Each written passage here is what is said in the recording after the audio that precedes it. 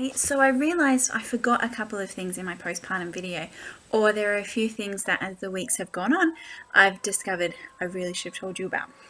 So I just wanted to pop in for a few extra minutes and give you a part 2 of my postpartum thing. So first of all, if you're breastfeeding, chances are you're going to get sore boobs. So for me, the best way I found to look after my nipples is these two things: a vitamin E capsule and some frankincense. So I pop open one of these capsules, they're just small, and pop that open, squeeze it into my hand, add 1 drop of frankincense, and that's like the perfect quantity to do both boobs. So I do that after a feed, so it's well and truly all absorbed in and everything before the next feed. And I've found that to be the most effective way. Over the last few years, I've tried lots and lots of different ways to soothe my boobs, and that has been the most effective. So you can just grab those vitamin E capsules from the chemist or the supermarket. Another thing that I haven't had to use yet, but I expect I will in the next few weeks, is my Milk Mama roller. It has in it 5 drops of basil, 5 drops of fennel, 5 drops of clary sage, and then I've topped it off with sweet almond oil. So if my milk drops, particularly if you get a cold or sick or anything like that, I'm just going to rub that on my boobs, and apparently it's going to turn me into a Jersey cow.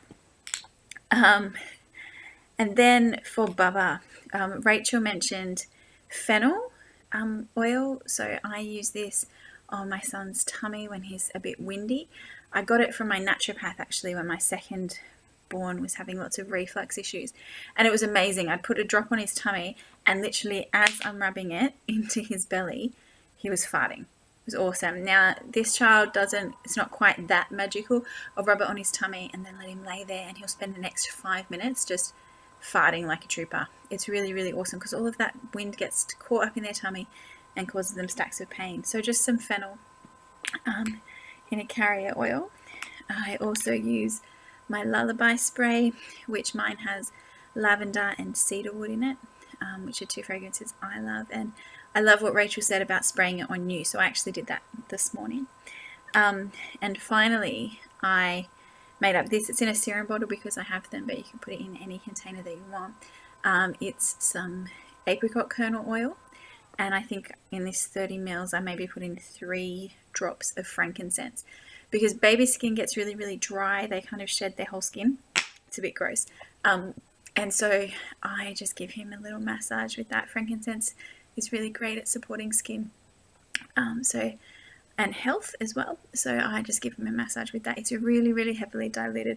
I don't even think if you open this you can smell the frankincense, but it's in there. And the oil's doing great things. I usually use sweet almond oil as my carrier oil of choice, but I don't use that on babies or little kids because it's a nut-based oil.